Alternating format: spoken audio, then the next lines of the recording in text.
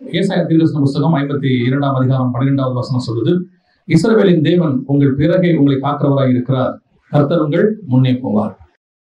பல நேரங்களிலே தேவனாகிய கர்த்தர் நமக்கு முன்னே போகிறவராய் இருக்கிறார். இந்த வசனத்துல முன்னும் பின்னுமாக இருந்து பாதுகாக்கிறார். பிறகே உங்களை காக்கிறவராய் இருக்கிறார், கர்த்தர் உங்கள் முன்னே போவார் என்கிறதான இந்த காரியத்தை தான் நாம் பார்க்க போகிறோம். பொதுவாக எந்த ஒரு காரியத்திலுமே இந்த முன்பாக போகிறவர்கள் மிக முக்கியமானவர்களாக இருக்கிறார்கள். உங்களுக்கு தெரியும் நினைக்கிறேன்.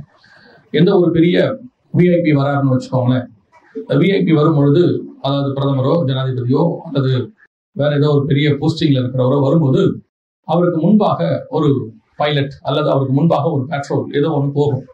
காவலர்கள் போய் அதுக்கு முன்பாக அவர்கள் என்ன செய்வாங்க, சில காரியங்களை செய்வார்கள். ஒரு முறை அமெரிக்க ஜனாதிபதி இங்க வரப்போறாரு. அவர் வரப்போறாருங்கிற அனௌன்ஸ்மெண்ட்டே கிட்டத்தட்ட ஒரு வாரத்துக்கு முன்னாடி தான் நடந்துச்சு நமக்கெல்லாம். ஆனால் அவர் வரப்போகிறது ஏற்கனவே ப்ரீ பிளான்டா இருந்ததுனால கிட்டத்தட்ட ஒரு 4 மாசத்துக்கு முன்னாடியே அவருடைய ஆட்கள் இங்க வந்துட்டாங்க.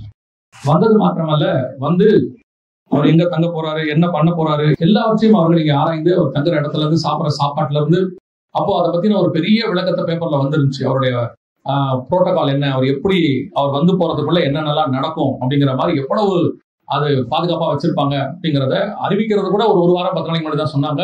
ஆனா 4 மாசத்துக்கு முன்னாடியே அந்த ப்ரோக்ராம் கன்ஃபார்ம் பண்ணி அவங்க ஆட்கள் இங்க வந்து எல்லாத்தையும் சல்லடை போட்டு அவங்க, ஏன்னா அவ்வளவு இம்பார்ட்டன்ட் ஒரு மனுஷன் வருகிறார், ஒரு ஜனாதிபதி வருகிறார், உலகத்திலேயே ஒரு வல்லரசினுடைய ஜனாதிபதி வருகிறார். அவர் வருவதற்கு இப்படி ஒரு புரோட்டோகால் இருக்கு. அவர் வர பிளைட் அப்படி, அது ஏர்ஃபோர்ஸ் ஒன்னு சொல்லுவாங்க, அது அப்படி அவர் வர பிளைட் அப்படி, இந்த மாதிரி இப்படி இருக்குமானால், ஆனால் கர்த்தர் நமக்கு ஒண்ணு சொல்றாரு, கர்த்தர் உங்கள் முன்னே போவார். அதுனா ஒரு அமெரிக்க ஜனாதிபதிக்கு அதை விட அவருக்கு கீழே இருக்கிற அதிகாரிகள் தான் இவ்வளவு பாதுகாப்பு கொடுப்பாங்க. ஆனா உங்களுக்கு எனக்கும் வசனம் சொல்லுது, கர்த்தர் உங்கள் முன்னே போவார்னு இருக்கு. அப்படின்னா நம்ம கர்த்தரோட ரொம்ப கீழே, இன்னும் சொல்ல போனா பாவிகள்னு நம்ம சொல்றோம். இப்ப ஆண்டவர் அவருடைய ரத்தத்தை நம்மளை மன்னிச்சுட்டாரு, நீதிமான்களாகிட்டோம், பிள்ளைகளாகிட்டோம். அப்படி இருக்கிற நமக்கு பாதுகாப்பு கொடுப்பதுக்கு தான் கர்த்தர் முன்னே போகிறார். அப்படின்னா அவருடைய புரோட்டோகாலை கவனிங்க. இது வந்து புரோட்டோகால் அப்படின்னு சொன்னா இது ஒரு நடைமுறை, இப்படி ஒரு ப்ரொசீஜர் அப்படி ஒண்ணு இருக்கு. ஒவ்வொரு இடத்துக்கும் நீங்க நான் போறதுக்கு முன்னாடி கர்த்தர் முன்னாடி போறாராமா. எதுக்கு போறாரு? இப்ப யோவான் ஸ்நானகன் கர்த்தர் வருவதற்கு முன்பதாக போனார். எதுக்காக போனார்? வழியை ஆயத்தம் பண்ணுவதற்காக போனார். அதே மாதிரி இயேசு ராவிருந்திருக்கிறதுக்கு முன்னாடி தம்முடைய சீஷர்களை முன்பாக அனுப்புகிறார், ஆயத்தம் பண்ணும்படி அனுப்புகிறார். அவர்கள் போய் திருவிருந்துக்கு எல்லாத்தையும் ரெடி பண்றாங்க. இந்த ரெடி பண்ணக்கூடிய காரியங்களுக்கு முன்னாடி அனுப்புறவங்க ரொம்ப முக்கியமானவங்க. பின்னாடி வராரு ஒருத்தர், அவருக்கு எல்லாத்தையும் நாங்க ரெடி பண்ணணும் அப்படின்னு. சரி, நீங்களும் நானும் வர்றோம், எதுக்கு கர்த்தர் முன்னாடி போறாரு? அவர் போய் என்ன ரெடி பண்றாரு? இதுதான் இருக்கிறதுலயே ரொம்ப மிக முக்கியமான ஒரு காரியம். இன்னும் சொல்ல போனால், இந்த ஹை போஸ்டிங்ல இருக்கிற நம்முடைய ஆண்டவர் சர்வ வல்லமை உள்ள தேவன். சர்வ வல்லமை உள்ள தேவன் நம்ம எங்க போனாலும் முன்னாடி அவர் போறாராமா. ஃபர்ஸ்ட் அவர் போய் எல்லாத்தையும் ரெடி பண்ணி வைக்கிறாராமா. யோசித்து பாருங்க. அப்படியானால் உங்களையும் என்னையும் பரலோகம் எப்படி பார்க்குதுன்னு பாருங்க. நீங்களும் நானும் எப்படி பட்டவங்கன்னு பாருங்க. பல நேரங்கள்ல நம்ம வேல்யூ நமக்கு தெரியாது. நாம இந்த உலகத்துல இருக்கிறோம், சாதாரண போல தெரிகிறோம். தேவன் நம்மை தெரிந்து கொண்டார், எல்லாம் உண்மைதான். ஆனா வசனம் சொல்றது, கர்த்தர் உங்களுக்கு முன்பே போகிறார். இப்ப கர்த்தர் முன்னாடி போகாட்டி என்ன ஆகும்? கர்த்தர் போகாம, இப்போ நான் சொன்னேன் பாருங்க, ஜனாதிபதி எல்லாம் வராருன்னா முன்னாடி மனுஷர்கள் வருகிறார். அப்படி மனுஷர்கள் வரும்போது அவங்க யாருன்னு கேட்டீங்கன்னா சிஐஏல இருந்து வருவாங்க. அமெரிக்காவா இருந்தா, இப்ப நம்ம ஊர்ல இருந்தா நம்ம பிரதமர் வெளிநாட்டுக்கு போகும்போது முன்னாடியே உளவுத்துறையில இருந்து போவாங்க, சிஐடிஸ் போவாங்க, எல்லாம் போய் அங்க இருக்கிறத அலசி ஆராய்வாங்க. எல்லாத்தையும் செக் பண்ணிட்டு தான் பிரதமருக்கு சிக்னல் கொடுப்பாங்க, நீங்க வாங்க அப்படின்னு சொல்லி, வரலாம் நவ், நீங்க உள்ள நுழையலான்னு அர்த்தம்.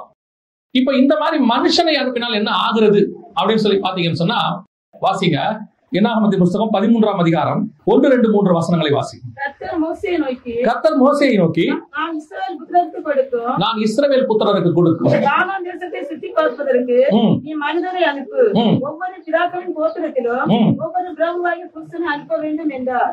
மோசே கர்த்தருடைய வாக்கின்படியே அவர்களை பாதம் வனாந்தரத்திலே அனுப்பினான். அந்த மனிதர் யாவரும் இஸ்ரவேல் புத்திரரின் தலைவர்கள். இப்போ மோசே இந்த வசனத்தை பாத்தீங்கன்னா அதுக்கு முன்னாடி உள்ள அதிகாரத்துல இருந்து பாருங்க. இந்த அதிகாரத்தை ஆரம்பிக்கும் போது எந்த தொடர்பும் இருக்காது. அது முதல் அதிகாரத்துல வேற ஏதோ நடக்குது. 13:1 ஆரம்பிக்கும் போது கர்த்தர் சொல்றாரு, இப்போ நீ என்ன செய்ய, இஸ்ரவேல் புத்திரர் கோத்திரத்தில் தெரிந்து கொண்டு நீ 12 கோத்திரத்துக்கு 12 பேரா தெரிஞ்சுக்கிட்டு தேசத்தை சுத்தி பார்க்க அனுப்பு அப்படிங்கிறார். இப்ப இந்த அதிகாரத்தை நீங்க இப்படியே படிக்கும் போது உங்களுக்கு என்ன தோணும்னா, கர்த்தர் வந்து ஒரு 12 பேரை தேசத்தை சுத்தி பார்க்க அனுப்புனாரு அப்படின்னு சொல்லி உங்களுக்கு தோணும். ஆனா உண்மை அது அல்ல. அதுக்கு பின்னாடி வேறொரு சம்பவம் நடந்திருக்கு. என்ன நடந்துச்சு வாசிங்க. உபாகமத்தின் புஸ்தகம் 1ஆம் அதிகாரம் 21, 22, 23 வாசிங்க.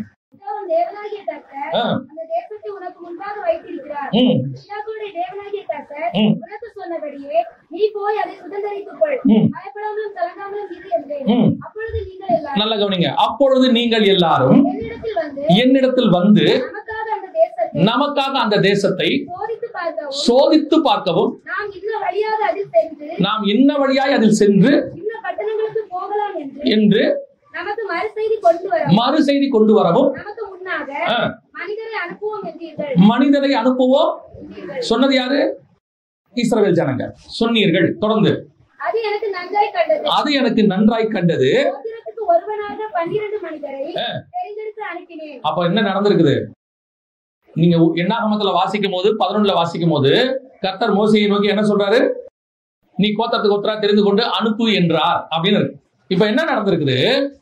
ஒரு தேசத்தை அவர்கள் கிட்ட வந்துட்டாங்க, கானான் தேசத்துக்கு வந்துட்டாங்க. யோர்தானை கடந்து உள்ள போகணும். இப்ப போகும்போது இஸ்ரவேல் ஜனங்கள் மோசே கிட்ட வந்து கேக்குறாங்க, இப்ப அந்த தேசத்தை சுத்தி பார்க்கவும், தேசம் எப்படின்னு தெரிஞ்சுக்கவும், அதை சோதிச்சு பார்க்கவும், எந்த வழியா உள்ள போனா ஜெயிக்க முடியுங்கிறதையும் நம்ம பாக்குறதுக்கு ஒரு 12 பேரை அனுப்புவோம் அப்படின்னு சொல்றாங்க. ஏன் திடீர்னு இவங்களுக்கு இந்த எண்ணம் வந்துச்சு? இதுவரைக்கும் இவங்க யாருமே எந்த தேசத்தையும் சுத்தி பார்த்ததே இல்ல. இதுக்கு முன்னாடி அப்படி ஒரு சம்பவம் நடக்கவே இல்லை. எல்லா தேசத்துக்கும் தேவனே முன்னாடி போனார், போய் அங்க இருக்கிற சத்துருக்கள் கைக்கு நீங்களாக்கி அவர்களை விடுவித்தார். இப்போ இவங்களுக்கு அதுக்கு முன்னாடி சில சம்பவங்கள்லாம் நடந்ததன் அடிப்படையில இவங்க என்ன சொல்றாங்க? நாம எதுக்கும் அந்த தேசத்தை சுத்தி பார்க்க ஆள் அனுப்புவோம். இப்போ மோசே சொல்றது வசனம், இது எனக்கு நன்றாய்ப்பட்டது. யாருக்கு?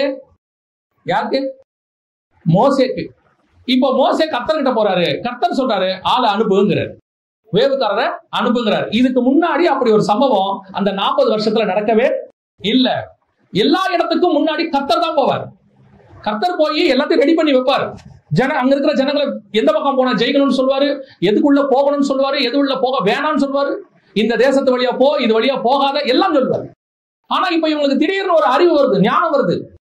இன்னைக்கு கூட இஸ்ரவேல் ஜனங்க பெருசா ஒண்ணு சொல்லுவாங்க, உலகத்துல எல்லாரும் மொசாட்டு தான் இருக்கிறதுலே ரொம்ப பெரிய உளவுத்துறை, அந்த உளவுத்துறை மாதிரி உலகத்திலே கிடையாது எல்லாம் சொல்லுவாங்க.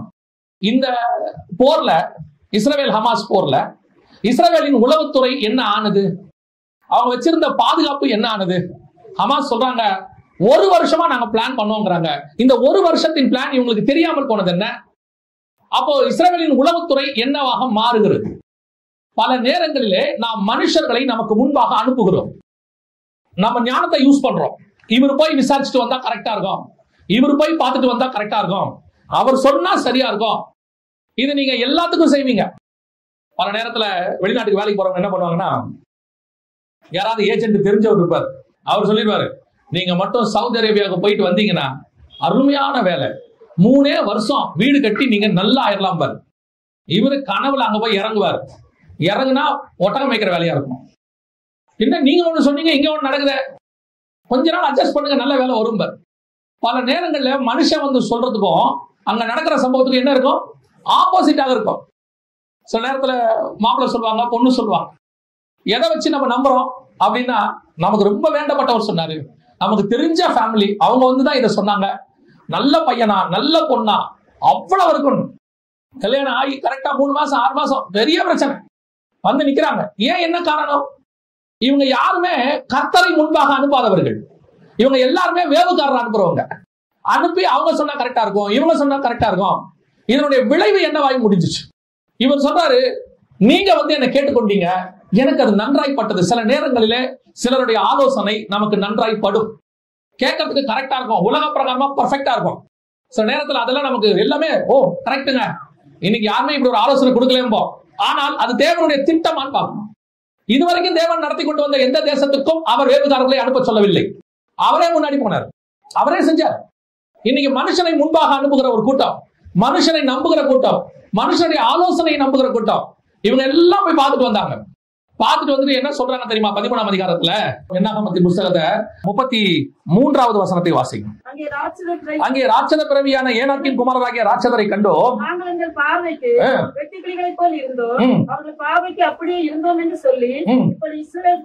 இஸ்ரவேல் புத்திரருக்குள்ளே துர்ச்செய்தியை பரம்ப செய்தார்கள். இதுதான் மனுஷனை அனுப்புகிறதுக்கான, மனுஷனை முன்னாடி அனுப்புறதுக்கான ரிசல்ட். தேசம் நல்ல தேசம் தான்ப்பா, அங்க ராட்சத பிறவி இருக்கிறாங்க. யாரு? ஏனோக்கின் புத்திரர் இருக்கிறாங்க. ராட்சதர்கள்னா ஜெயின்ஸ். நீங்க ராட்சதர்கள்னா உடனே பல்லு நீளமா அப்படின்னு நினைச்சிடாதீங்க. நல்ல உயரமா கருப்பா அல்லது நல்ல உயரமா ஜெய்ஜாண்டிக்கா கோலியாத் மாதிரி ஆட்கள் இருக்கிறாங்கப்பா. இதுல அவன் சொல்ற வார்த்தையை பாருங்களேன். நாங்கள் அவர்கள் பார்வைக்கு எப்படி இருந்தோம்? நாங்க அவர்கள் பார்வைக்கும் அப்படியே இருந்தோம். அவன் அப்படித்தான் பார்த்தான்னு யார் சொன்னா? பல நேரங்கள்ல நம்மளே நினைச்சுக்கிறது. நம்மளே என்ன பண்ணிப்போம்? ஐயோ அவங்க பாக்குற பார்வையே சரியில்லைங்க, அவங்க முறைச்ச முறையே எனக்கு கை காலெல்லாம் ஆடிருச்சு அப்படிம்பாங்க. அவன் எப்படி முறைச்சிருப்பானா, இவன் என்ன இவ்வளவு பெரிய ஆள் ஒருத்தன் வந்திருக்கிறானே. ஒரு தடவை ஒரு பாஸ்டரை ஒரு போலீஸ் ஸ்டேஷன்ல வர சொல்லிட்டாங்க. வர சொல்லிட்டு விசாரிக்கிறதுக்கு அந்த காவலர் வர சொல்லிட்டார். இவரும் போயிட்டார். அந்த காவலர் என்ன பண்ணார் தெரியுமா? போதகரை மிரட்டி இவரை இதுக்கப்புறம் அங்க சர்ச்சை நடத்தக்கூடாதுன்னு சொல்றதுக்காக அனுப்பினார். போன உடனே கேட்டாரு, என்னையா அங்க சர்ச்சை நடத்துறீங்களாமே, அங்க சர்ச்செல்லாம் நடத்தக்கூடாது அப்படின்னு. உடனே இவர் சொன்னாரு, சர்ச்சை நடத்தக்கூடாதுன்னு நீங்க சொல்லாதீங்க, நாங்க எல்லாம் முறைப்படி தான் வச்சிருக்கோம், இல்லைன்னா விட்டுருங்க, நான் மேலதிகாரி கிட்ட பேசிக்கிறேன்ட்டா. இந்த மேலதிகாரி கிட்ட பேசுறான்னு இவருக்கு கை காலெல்லாம் நடுங்கிருச்சு. எந்த மேலதிகாரி, யாரா இருக்கும்? இவர் சொல்லிட்டு பாஸ்டர் வந்துட்டார். அப்புறம் அவரே கூப்பிட்டு சொன்னாரு, யா நீங்க மேலதிகாரி எல்லாம் போகாதீங்க, பேசி நம்மளே என்ன செஞ்சிருவோம், முடிச்சிருவோம் எல்லாம் சொல்லிட்டாரு. அப்புறம் கூட இருந்த அந்த நண்பர் கேட்டாரு, பாஸ்டர் நீங்க எந்த மேலதிகாரி உங்களுக்கு தெரியும்? இங்க எனக்கே தெரியாது நிறைய பேர். அவர் சொன்னாரு, நமக்கு மேல ஒரு அதிகாரி உட்கார்ந்துருக்கிறாரு, நம்ம ஆண்டவர் உட்கார்ந்துருக்கா, அவரை தான் சொன்னேன்னு. பல நேரத்துல நாம ஆண்டவரை தான் சொல்லுவோம், ஆனா அவங்களுக்கு அதை உண்டான பயம் உண்டாகும். சில நேரத்துல கர்த்தர் நம்மள மேல உட்கார வச்சிருப்பாரு, உங்களுக்கு நீங்களே தாழ்த்தி கொள்றீங்க. துர்ச்செய்தி. இப்ப இவன் வந்து சொல்லிட்டான், இல்ல இல்லைங்க அந்த தேசத்துக்கு போகவே முடியாது. ஆனா கர்த்தர் சொல்றாரு, உங்கள் பிதாக்களுக்கு வாக்கு பண்ணின தேசத்துக்கு நான் கூட்டிட்டு போவேன், நான் சொல்லிட்டு உனக்கு அதை தரேன்னு. இவன் சொல்றான், கஷ்டம் வேணாம். இதுதான் மனுஷனை நம்புகிறது. இப்ப இருக்கிற மனுஷன் அப்படி ஆப்போசிட். கர்த்தர் வேணும்னு சொல்லிப்பாரு. இவன் துர்ச்செய்தியை எப்படி சொல்லுவான் தெரியுமா? அதுவும் ஒரு வகையான துர்ச்செய்தி தான். ஒரு நண்பர் ஒருத்தர் பில்டிங் கட்டினார். கட்டும்போது அவர் கூட இருந்தவர் 2 அடி எக்ஸ்ட்ராவா கட்டணும் அப்படின்னு சொல்லி அவர் கூட இருந்தவர் சொன்னாரு, அதெல்லாம் கட்டலாம் ஒன்னும் பிரச்சனை. இவர் சொல்றாரு, இல்ல பர்மிஷன் வாங்கிடுவோம், பின்னாடி பிரச்சனை ஆயிரும் அப்படிங்கிறாரு. இவரு தேவ மனுஷன், அவர் வாங்கிடுவோங்கிறாரு. இவரு ஐயா இங்க எல்லாருமே அப்படிதான் கட்டிருக்காங்க, இதை போய் நீங்க போய் பர்மிஷன் வாங்குறேன்னு, நீங்க கட்டுங்க நான் பாத்துக்கிறேன் எல்லாம் அப்படின்ட்டாரு. அப்புறம் கட்டியாச்சு. திடீர்னு கவர்மெண்ட்ல இருந்து நோட்டீஸ் வந்துருச்சு. வந்த உடனே இந்த ஆள் சும்மா இருக்க மாட்டேங்கிறாரு. இப்ப அப்பவும் சொல்றாரு, ஐயா இதுக்கு என்ன டாக்ஸோ அதை கட்டிடுவோம், போய் பேசுவோம், நமக்கு ஆளெல்லாம் தெரியும், எல்லாம் நமக்கு தெரிஞ்சவர் தான், போய் பேசி எல்லாம் கரெக்ட் பண்ணிடலாம் வாங்க அப்படின்னு போய் கடைசியில அங்க இருக்கிற மனுஷர் ஆபீசர் கேட்கிறாரு, நீங்க எல்லாம் கிறிஸ்தவங்க தானே, உங்களுக்கு இது தெரியாதா இப்படி கட்டக்கூடாதுன்னு, இது வந்து தப்புன்னு தெரியாதா அப்படின்னு 4 வார்த்தை கேட்டோன்னு தேவ மனுஷனுக்கு இருதயம் உடைக்கப்பட்டுருச்சு. அவர் சொன்னாரு, எனக்கு 48 மணி நேரம் டைம் கொடுங்க, நான் இடிச்சிருக்கேன். இவரு அப்பவும் இந்த ஆள் வந்து, நீங்க எதுக்கு இடிக்கிறீங்க ஒத்துக்கிட்டீங்க, இதை விட மேலான ஆபீசர் ஒருத்தரை பார்க்கலாம். இவர் சொன்னாரு, மரியாதையா ஓடி போயிரு. அப்படியே சொல்லியிருக்காரு, மரியாதையா ஓடி போயிரு. நான் கட்ட ஆரம்பிக்கும் போதே சொன்னேன், இது தப்பு வேணான்னு, நீ தான் என் புத்தியை வந்து மங்க பண்ணின, இப்ப என்னை கொண்டு வந்து அவமானப்படுற அளவுக்கு நிறுத்திட்டார். 48 மணி நேரத்தில் அந்த கட்டடத்தை அந்த மனுஷன் இடிச்சிட்டார். எதுக்கு சொல்றேன்? நற்செய்தி சொல்ற மாதிரியே துர்ச்செய்தி சொல்ற கூட்டம் ஒண்ணு இருக்கு, துர்ச்செய்தி சொல்ற கூட்டம் நேரடியா ஒண்ணு இருக்கு. நீங்கள் அதற்கு காரணம் என்ன? உங்கள் நம்பிக்கை மனுஷன் பேர்ல இருப்பது. உங்களுக்கு முன்பாக நீங்கள் கர்த்தரை அனுப்பவில்லை, கர்த்தரை நம்பல. பல நேரங்களிலே இந்த மிஸ்டேக்க ஆவிக்குரியவர்கள் கிறிஸ்தவர்கள் செய்கிறார். உங்களுக்கு முன்னாடி யார் போறான்னு பாருங்க, யாரை அனுப்புறீங்கன்னு பாருங்க. இதுவரைக்கும் நடத்தி கொண்டு வந்த தேவன் இனிமேல் நடத்த மாட்டாரா? இதுவரைக்கும் தேவனை நம்பித்தானே எல்லாம் செஞ்சீங்க, இப்ப மட்டும் என்ன திடீர்னு ஞானம் வந்துருச்சு? எனக்கு பெரிய ஆச்சரியம் என்னன்னா, ஒண்ணும் இல்லாத காலத்துல எல்லாம் 100% கர்த்தரை நம்புறாங்க. ஆசீர்வாதம் வரும்போது இவங்களுக்கு அறிவு பொத்துக்கிட்டு வந்துருது. அப்ப நல்லா ஆலோசனை கொடுக்குறவங்க கொஞ்சம் பேர் வந்துருவாங்க, வந்து இப்படி பண்ணலாம் அப்படி பண்ணலாம், இதை செஞ்சா சரியா இருக்கும். ஏன்னா இவங்க எல்லாம் காசு இல்லாத போது, நீங்கள் ஒண்ணும் இல்லாத போது இவங்க கிட்டே வரமாட்டாங்க. இவங்க கிட்ட வந்து ஆலோசனை சொல்றது கூட நீங்க தேட கூட கிடைக்காது. நீங்க கொஞ்சம் நல்லா ஆன உடனே 10 பேர் வந்துருவாங்க. அது சொந்தக்காரனா இருப்பான், நண்பர்களா இருப்பான். வந்து ஆலோசனை கொடுக்குறேங்கிற பேர்ல உங்களுக்கு துர்ச்செய்தியை பரப்பிட்டு போயிருவான். அதாவது டைரக்டா துர்ச்செய்தியும் சொல்லுவான். சில நேரத்துல என்ன பண்ணுவாங்கன்னு கேட்டீங்கன்னா, துர்ச்செய்தியை நற்செய்தி மாதிரி சொல்லுவாங்க. சில இடங்கள்ல கர்த்தர் உங்களை செய்ய சொல்வார், இந்த இடத்துல போ இப்படி பண்ணு அப்படிம்பாரு. இவன் சொல்லுவான், வேண்டாம் பண்ணிடாதீங்க, அங்க போய் யாங்க நீங்க இடம் வாங்குறீங்க, அந்த இடத்துல போய் யாராவது வாங்குவாங்களா, அது ஊருக்கு வெளியே, அது ஒரு பிரோஜனம் இல்லைன்னு கர்த்தர் சொல்வாரு. நீ போ, நான் செய்யறேன் பார். நம்ம போவோம், நம்ம போன பிறகு அந்த இடமே ஊராக மாறிவிடும். ஏன்னா ஃபியூச்சர் தெரிஞ்சது ஆண்டவர் தான். பாருங்களேன், நீங்க மனுஷனை முன்பாக அனுப்புவதனுடைய விளைவு என்ன? பல நேரங்களிலே துர்ச்செய்தி பரப்புகிறார்கள். இந்த ஜனங்க கடைசியில வாக்குத்தத்தம் பண்ணப்பட்ட தேசத்துக்கு இந்த துர்ச்செய்தி சொன்னவனை நம்பினதுனால, எவெல்லாம் நம்பினானோ, மனுஷனை நம்பினாலோ அவன் எவனும் உள்ள போல. பாருங்க, இதுதான் இன்னைக்கு நிலைமை. மோசேக்கு ஏன் திடீர்னு, அதை எனக்கு ரொம்ப ஆச்சரியம் என்னன்னா, மோசே சொல்வாரு, எனக்கு அது நலமாய்ப்பட்டது. மோசே எங்க இருந்திருக்காரு? எகிப்துல இருந்திருக்கிறாரு. அவர் எங்க பார்த்திருக்காரு? பார்வோன் குமாரத்தின் மகனா இருந்திருக்கிறாரு. அவருக்கும் அரசியல் தெரியும், அவருக்கும் ஒரு நாட்டுடைய பிரச்சனை தெரியும். அப்ப அவர் நினைக்கிறாரு, இந்த வேவுக்காரங்களை அனுப்பி நம்ம முன்னாடி பார்த்தா கொஞ்சம் நல்லதான் போல, எந்த வழியா உள்ள போலாம் சோதிச்சு பார்க்க எனக்கு அது நலமாய்ப்பட்டது. பல நேரத்துல கூடுமானால் தெரிந்து கொள்ளப்பட்டவர்களையும் வஞ்சிக்கிற காரியம் இது. நம்ம காது கேட்கிற விஷயத்துல ஒரு முறை ஒரு நண்பர் எனக்கு ஒரு ஆலோசனை சொன்னார் ஊழியத்தின் பாதையில. அவர் சொன்னது நல்ல ஆலோசனை, இப்பவும் சொல்றேன், அருமையான ஆலோசனை. அவர் சொன்னது ஆலோசனை தவறான ஆலோசனை அல்ல. அவர் நல்ல ஆலோசனை சொல்லிட்டு அவர் புறப்பட்டு போறாரு. போன பிறகு ஆவியானவர் எனக்கு உணர்த்துறாரு, அவன் சொன்ன எதையுமே செய்யாதேன்னாரு.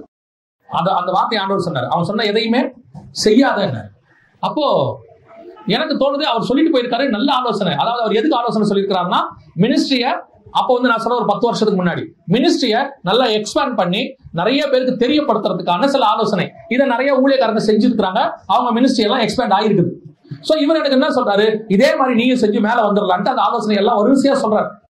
எனக்கு அது நலவாய்ப்படுறது. நம்ம செய்வோம், பக்காவா வந்துடும், மினிஸ்ட்ரி நல்லா வளர்ந்துரும் அப்படின்னு நினைக்கிறான்.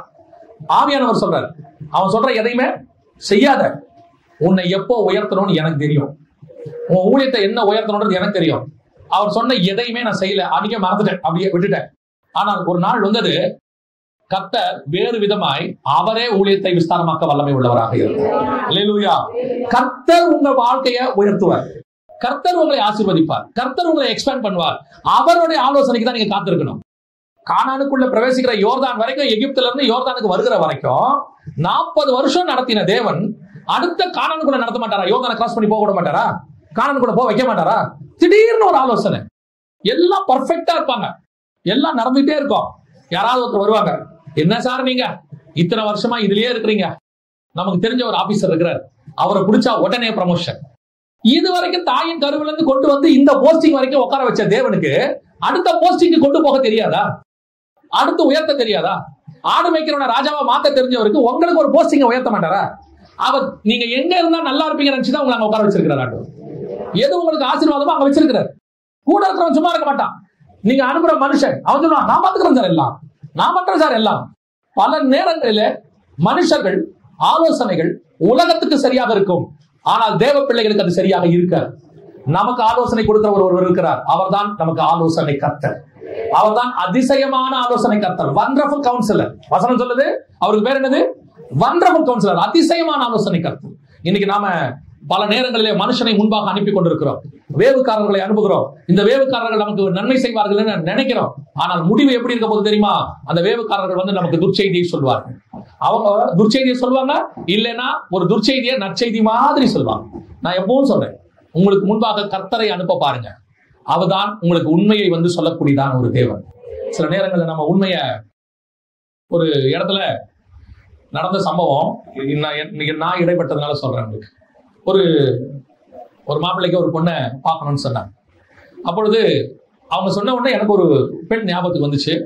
அப்ப நான் அவர்கிட்ட சொன்னேன், இந்த பெண்ணு ஒரு ஊழியக்காரருடைய மக, நீங்க கேட்டு பாருங்க அப்படின்னு சொன்னேன்.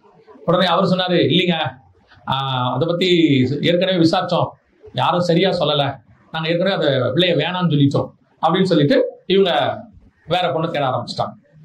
எனக்கு அவர் சொன்னாரு, சரி ஓகே ரைட், இது வேற போல அப்படின்னு சொல்லிட்டு ஆண்டவர் உணர்த்தினதாச்சே, சரி இவங்க ஏற்கனவே இதை கேட்டுட்டு தப்புன்னு நினைச்சிட்டாங்க போல அப்படின்னு விட்டாச்சு. ஆனா ஒரு 1.5 வருஷம் கழிச்சு அந்த கல்யாணத்துக்கு ஒரு கல்யாணத்துக்கு என்ன கூப்பிடுறாங்க. அந்த பையனுக்கு பொண்ணு கிடைச்சிருச்சுன்னு சொல்லி கூப்பிடுறாங்க. பார்த்தா நான் எந்த பொண்ணை நம்ம சொன்னோமோ அதே பொண்ணு. நான் போன் பண்ணி கேட்டேன், இந்த பிள்ளைய ஒரு 1.5 வருஷத்துக்கு முன்னாடி உங்களுக்கு சொன்னோமே அப்படின்னு. அப்ப அவர் சொன்னாரு, இல்ல நாங்களும் எங்கேயோ தேடி பார்த்தோம், கடைசியில கர்த்தர் இதைத்தான் வாய்க்க பண்ணினார். அந்த பிள்ளைய பத்தி மனுஷர்கள் சொன்ன கருத்து வேறு, தேவன் சொன்ன கருத்து வேறு. இன்னைக்கு 10 வருஷத்துக்கு மேல அந்த மாப்பிள்ளையும் பண்ணியும் சந்தோஷமா 2 பிள்ளைகளோடு கூட கர்த்தருக்குள் ஊழியத்தையும் செய்து கொண்டு வாழ்ந்து கொண்டிருக்கிறார். பல நேரத்துல நம்ம என்ன நினைக்கிறோம், இந்த ஆளுங்க பொறாமையில கூட சிலர் தீமையான காரியத்தை சொல்லி விடுவார். உங்க மேல இருக்கிற பொறாமையில நீங்க நல்லா இருக்க கூடாதுன்னு கூட சொல்லுவாங்க. உங்க மகனை பத்தியோ உங்க மகனை பத்தியோ துர்ச்செய்தி சொல்லுவாங்க. அதனாலதான் எப்பவும் சொல்றேன், மனுஷன் சொல்றதை வச்சு எந்த தீர்மானத்தையும் எடுக்கணும். தேவன் சொல்ற தீர்மானத்தை வச்சு பார்க்கணும். கர்த்தர் முன்பாக போவார், அவர்கிட்ட கேட்கணும். இப்ப மோசே மனுஷன் பேச்ச கேட்டு அவர்கள் மனுஷனை அனுப்பினான், வந்த செய்தி துர்ச்செய்தி, முடிவு எத்தனையோ 1000 பேர் செத்து போனாங்க. இதுதான் முதலாவது, மனுஷனை அனுப்புறது. 2வது, இன்னும் ஒருத்தரை கர்த்தருக்கு பதிலா நம்ம வேற ஒருத்தரை அனுப்புறோம். யாரை அனுப்புறோம்? வாசிங்க, யாத்ராகமத்தின் புஸ்தகம் 33ஆம் அதிகாரம் 1வது வசனத்தையும் 2வது வசனத்தையும் வாசிங்க. இருந்து நீ அழைத்துக் கொண்டு வந்த ஜனங்களும் இவ்விடத்தை விட்டு புறப்பட்டு உன் சந்ததிக்கு கொடுப்பேன் என்று நான் ஆபிரகாமுக்கும் ஈசாக்குக்கும் யாக்கோபுக்கும் ஆணையிட்டு கொடுத்த பாலும் தேனும் ஓடுகிற தேசத்துக்கு போங்கள். நான் ஒரு தூதனை உங்களுக்கு முன்பாக அனுப்பி கானானியனையும் எமோரியனையும் ஏத்தியனையும் பெரிசியனையும் ஏவியனையும் எபூசியனையும் துரத்தி விடுவேன். நல்லா கவனிங்க. இப்ப கர்த்தர் இரண்டாவது ஒரு காரியத்தை சொல்றாரு. என்ன காரியம் சொல்றாரு? இந்த தடவை நான் வரமாட்டேன். யார் வரப்போறா? தூதன் வருவான். ஒரு தூதன் வருவான். நான் அந்த தூதனை அனுப்புகிறேன். நீங்க அந்த தூதனுக்கு ஃபாலோ பண்ணிட்டு போங்கன்ற. என்ன காரணம் அப்படின்னு கேட்டீங்கன்னா, அதுக்கு முந்தின அதிகாரத்துல 32ஆம் அதிகாரத்துல அவங்க தேவனுக்கு விரோதமான காரியங்களை அவர்கள் செய்தார். அதாவது தேவனை வேதனைப்படுத்தினார்கள். அதனால கன்றுக்குட்டி வழிபாடு வந்தது, பல காரியங்கள் நடந்தது. அதனால கர்த்தர் சொல்லிட்டாரு, இது வணங்கா கழுத்துள்ள ஜனம், இது கூட வந்தா நான் என்ன செய்ய மாட்டேன், இவங்களை உயிரோட போக விட மாட்டேன். ஏன்னா அவர் எரிச்சல் உள்ள தேவன், அவர் பரிசுத்தம் உள்ள தேவன். இவங்க செய்யற அருவருப்பை அவரால் என்ன பண்ண முடியல, பொறுத்துக்க முடியல. அவர் சொல்லிட்டாரு, சரி ஓகே ரைட் போ, நான் வரல உங்க கூட, நீ யாரை கூட்டிட்டு போ, ஒரு தூதனை கூட்டிட்டு போ. அடுத்த வசனம் என்ன சொல்லுது?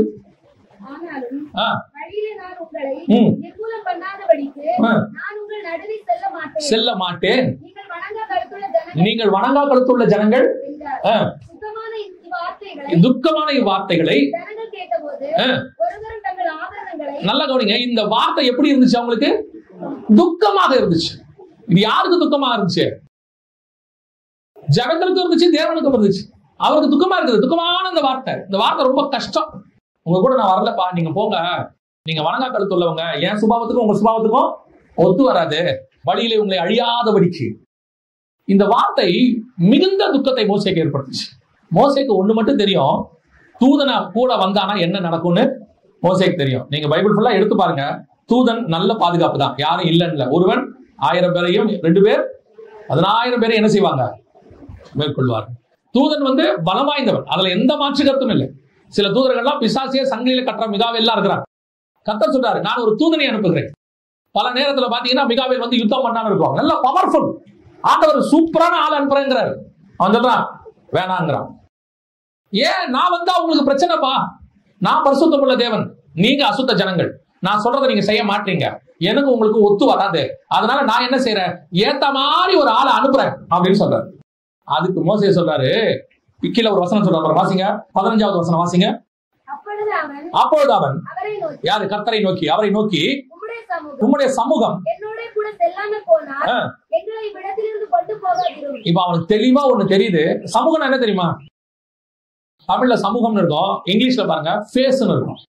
அதாவது உம்முடைய முகம் எங்களை விட்டு கடந்து போகாது இருந்தால் நாங்கள் விட விட்டு புறப்பட மாட்டோம். நீங்க எங்களுக்கு முன்னாடி போகாட்டி நாங்க என்ன செய்ய மாட்டோம், போக மாட்டோம்.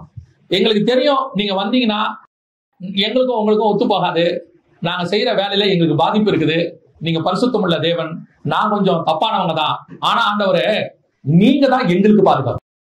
பல நேரத்துல நாம இந்த மீடியேட்டர் ஒருத்தரை வச்சுக்கிறோம், சேஃபான மீடியேட்டர்.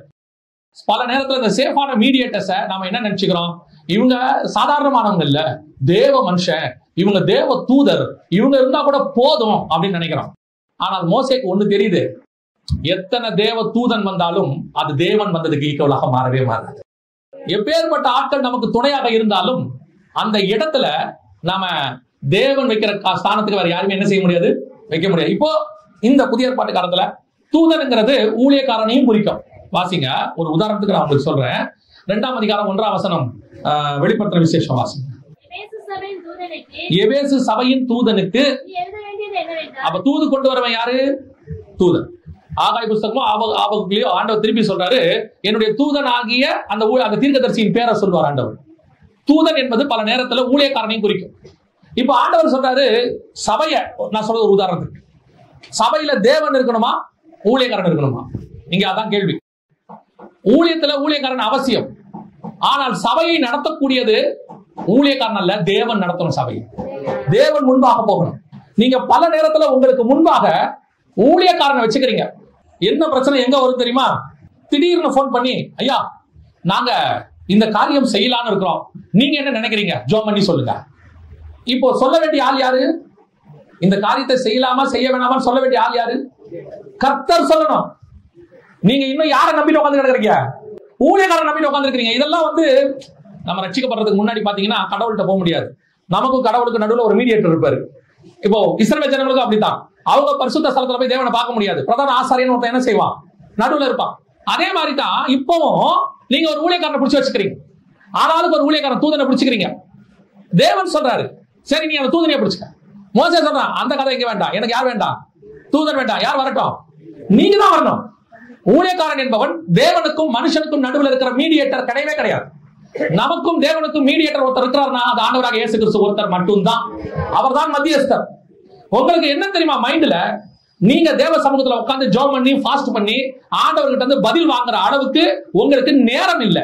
அதனால என்ன பண்ணிடுறது தெரியுமா? ஏதாவது ஒரு ஊழியக்காரனை பிடிச்சி வச்சுக்கிறது, ஒரு ஊழியத்தை பிடிச்சி வச்சுக்கிறது. அந்த தூதனை தேவனுக்கு அவங்களுக்கு நடுவில் வச்சுக்கிட்டு எதுக்கு எடுத்தாலும் உடனே போன், ஐயா எங்களுக்கு ஜெபம் பண்ணுங்க, ஐயா பிள்ளைக்கு ரொம்ப காய்ச்சலா இருக்கு கொஞ்சம் ஜெபம் பண்ணிக்கோங்க. நீங்க சொல்றது தப்பு இல்ல, உங்க நம்பிக்கை அந்த ஊழியக்காரன் மேல போதில்ல, எடுத்த உடனே போன் பண்ணணும் தோணுது இல்ல, அதுதான் தப்பு. நீங்க தான் ஜெபம் பண்ணணும். ஏன்னா உங்கள் தேவனாகிய கர்த்தர் உங்களுக்கு முன்பாக கடந்து போய் இருக்கிறார். அவர் தான் சுகம் கொடுக்கிறவர், அவர் தான் விடுதலை ஆக்குகிறவர். அவரை விட்டுறிய இன்னைக்கு தூதனை பிடித்துக் கொண்டு அலைகிற கூட்டம் ஒன்று இருக்கிறது. எதுக்கு எடுத்தாலும் ஒரு ஊழியக்காரனை பிடிச்சுக்கிறது. பொண்ணு கல்யாணமா உடனே ஐயா ஜெபம் பண்ணுங்க, இந்த தீர்க்க தரிசனமா ஆண்டவர் என்ன சொல்றா சொல்லுங்க. பையனுக்கு வெளிநாட்டுல வேலையா உடனே போன். ஏதாவது ஒண்ணு வியாபாரம் தொடங்கலாமா உடனே போன். எதுக்கு ஆளை பிடிச்சிட்டு அலைவிய ஊழியக்காரனை? பழைய ஏற்பாட்டுல தேவன் வெளிப்படவில்லை, ஆகவே அவர்கள் ஒரு தீர்க்கதரிசியோ ஆசாரியனோ பிடித்துக் கொண்டு அலைந்தார்கள். புதிய ஏற்பாட்டுல பரிசுத்த ஆவியானவர் உங்களுக்குள்ளே வாசம் பண்ணி கொண்டு இருக்கிறார். அவரை பிடிங்க. ஊழியக்காரனை விக்கிரகமா மாத்தாதீங்க. பாஸ்டரா இருக்கட்டும், எவாஞ்சலிஸ்டா இருக்கட்டும், தீர்க்கதரிசியா இருக்கட்டும், யார் வேணா இருக்கட்டுமே. ஒரு டீச்சர் உங்களுக்கு சொல்லி கொடுக்குறாங்க, பாபா பிளாக் ஷீப் சொல்லி கொடுத்தாங்க, வாய்ப்பாடு சொல்லி கொடுத்தாங்க, அப்புறம் வந்து ட்ரிக்னாமெட்ரி எக்கனாமிக்ஸ் எல்லாம் சொல்லி கொடுத்தாங்க. நீங்க இன்ஜினியர் ஆயிட்டீங்க, அமெரிக்காவுக்கு போயிட்டீங்க, லட்சக்கணக்கில் சம்பாதிக்கிறீங்க. நீங்க அந்த டீச்சரை என்னைக்காவது பார்க்கும் போது தானே மரியாதை கொடுக்குறீங்க? ஆமா தானே? என்னைக்காவது பார்க்கும்போது என்ன சொல்வீங்க? நீங்க அன்னைக்கு ஒரு நல்ல டீச்சரு, இவங்க பாடம் எடுத்தாங்க, கர்த்தருடைய கிருபையில இன்னைக்கு நான் இன்ஜினியரா இருக்கிறேன், மேட்டர் முடிஞ்சிச்சு. அதே வேலை தான் ஊழியக்காரனுடைய வேலை. எங்க வேலையும் அதே தான். உங்களை தேவன் பக்கம் திருப்பி விடுற வேலை எங்க வேலை. நீங்க எங்களை கனப்படுத்துறீங்க, அது வரைக்கும் தோத்துறோம். ஊழியக்காரங்கிறவன் பயத்தை உண்டு பண்ணுறவனா, பயத்தை எடுக்கிறவனா? பில்லி சுனியம் இருக்குன்னு சொல்லி உன்னை பயமுறுத்துறவன் ஊழியக்காரன் கிடையவே கிடையாது. இருக்கிறதா இருந்தால் அதை எடுத்து விட்டு உனக்கு சந்தோஷத்தை கொடுக்கறான்ல, அவன் தான் ஊழியக்காரன். இயேசு கிறிஸ்து வந்தவங்கிட்ட என்ன சொன்னாரு? அது குஷ்டரோகியாவே இருக்கட்டுமே, பிசாசு பிடிச்சவனா இருக்கட்டுமே, அது சிறு வயது முதல் கொண்டு வியாதியஸ்தனா இருக்கட்டுமே, 38 வருஷமா பெரும்பாடுடனா இருக்கட்டுமே, அடுத்து ஒன்னே ஒண்ணு சொன்னார், சுகமாயிருவ, இனிமேட்டு பாவம் செய்யாத போ. வேலை முடிஞ்சா? பிசாசு பிடிச்ச ஒருத்தர் இருந்தானா அவனை சுகமாக்கிட்டு பக்கத்துல உட்கார வச்சுக்கிட்டாரு, வேலை முடிஞ்சு. சரியான ஆவி இருக்கிற எந்த ஊழியக்காரனும் சாபமான வார்த்தையை பேச மாட்டான். பரிசுத்த ஆவி பெற்ற ஊழியக்காரன் என்ன பேச மாட்டான்? சாபமான வார்த்தைகளை பேச மாட்டான். அவன் என்ன சொல்லுவான்? கடிந்து கொண்டு பேசுவானே ஒழிய நரகத்துக்கு போவேன் அப்படியே சொல்லுவான். இயேசுநாதர் பாவி நரகத்துக்கு போகாம இருக்கிறதுக்கு தான் வந்தார். இயேசுநாதருடைய ஆவியை பெற்றிருக்கிற இவர்கள் ஒருத்தர் நரகத்துக்கு அனுப்புறானா இவன் என்ன ஆவி உடையவன்? பரிசுத்த ஆவியை வந்து கேட்கிறான், அக்கினி இறக்கி எல்லாரும் என்ன பண்ணிடுங்க, அழிச்சு போட்டுருங்கன்னு சொன்ன உடனே இயேசு சொன்ன வார்த்தை என்ன தெரியுமா? நீங்கள் என்ன ஆவி உடையவர்கள்? உனக்கு என்ன ஆவிடா இருக்கு? நாம அழிக்கவா வந்திருக்கிறோம்? காப்பாற்ற வந்திருக்கிறோம், நாம ரட்சிக்க வந்திருக்கிறோம். அப்போஸ்தலர்களை அந்த அடி அடிக்கிறாங்க, ஸ்தேவானை கல்லெறிஞ்சு கொள்றாங்க. அவன் வாயிலிருந்து ஒரு வார்த்தை வரல. அவன் சொன்ன வார்த்தை என்ன தெரியுமா? கர்த்தாவே, இவர்களுக்கு இவர்கள் செய்கிறது இன்னதென்று அறியாது இருக்கிற இவர்களை மன்னியும். இதான் முடிஞ்சு வேலை. இயேசுநாதருக்கு ஈக்குவலா எந்த ஊழியக்காரனையும் மாத்த கூடாது. எனக்கு முன்னாடி தூதன் அவசியம் இல்லை, எனக்கு முன்னாடி தேவன் தான் போகணும். ஊழியக்காரன் தேவை, ஆலோசனை கொடுக்கறதுக்கு தேவை, கூட ஜெபிக்கிறதுக்கு தேவை, சில பிரச்சனைகள் வரும்போது தோல் கொடுக்கறதுக்கு தேவை, உங்களுக்கு ஓடி வந்து எல்லா காரியத்தையும் செய்யறதுக்கு ஊழியக்காரன் தேவை. நான் இல்லைன்னே சொல்லல, ஆனா தேவனுக்கு ஈக்குவலா போக கூடாது. அதை மட்டும் நல்லா தெளிவா நான் அதைத்தான் சொல்ல வரேன். உங்களுக்கு முன்னாடி நடத்துகிறது ஆண்டவரை நோக்கி நடத்துற ஆள் தான் வேணுமே ஒழிய ஆண்டவருடைய ஸ்தானத்தை வந்து நடத்துற ஆள் நமக்கு வேண்டாம். ஆண்டவர் ஸ்தானத்துக்கு யாரையுமே கொண்டு வராதீங்க. ஒருத்தர் கூட, எந்த எவாஞ்சலிஸ்டையும் கொண்டு வராதீங்க, எந்த தீர்க்கதரிசியும் கொண்டு வராதீங்க, யாரையும் கொண்டு வராதீங்க. தேவன் ஒருத்தர் தான் அந்த ஸ்தானத்துல இருக்கிறார். மத்தியஸ்தராக இயேசு இருக்கிறார், நடத்துவதற்கு பரிசுத்த ஆவியானவர் இருக்கிறார், அவர் உங்களுக்குள்ளே வாசம் பண்ணுகிறவராக இருக்கிறார். அவர் மட்டுமல்ல, நானும் பிதாவும் வந்து வாசம் பண்ணுவோம் இயேசு சொல்லிவிட்டு போயிருக்கிறார். அப்படி இருக்கும்போது இதை சொல்லி கொடுக்கறதுக்கு தான் யார் தேவை? ஊழியக்காரன் தேவை. ரெண்டாவது, மோசே ரொம்ப தெளிவா இருந்தாரு. முதல் தடவை நாங்க தப்பு பண்ணிட்டோம் ஆண்டவரே, மனுஷனை அனுப்பிட்டோம், மனுஷனை அனுப்பினுடைய விளைவு நாங்க நிறைய பாடம் கத்துக்கிட்டோம். இப்போ நாங்க மனுஷனையும் அனுப்ப போறது இல்ல, யார் அனுப்ப போறது இல்ல, தூதனையும் அனுப்ப போறது இல்ல, உம்முடைய சமூகம் எங்களுக்கு முன்பாக. கடைசியாக ஏசாயா தீர்க்கதரிசன புத்தகம் 52 அதிகாரம், ஏசாயா 52:12 வாசிங்க. கர்த்தர் உங்கள் முன்னே போவார். உங்களுக்கு முன்னாடி அவர் போறதுக்கு காரணம் என்னன்னா, உங்களுக்கு புள்ளியை ஆயத்தம் பண்ணுவதற்கு. யாருகிட்ட சொல்றாரு? கோரேஸ் கிட்ட சொல்றாரு. வாசிங்க அந்த 45ஆம் அதிகாரம் ஏசாயா தீர்க்கதரிசன புஸ்தகம் 2-3 வசனங்கள் வாசிங்க. நான் உனக்கு முன்னே போய் கோணலானவைகளை செவ்வையாக்குவேன்.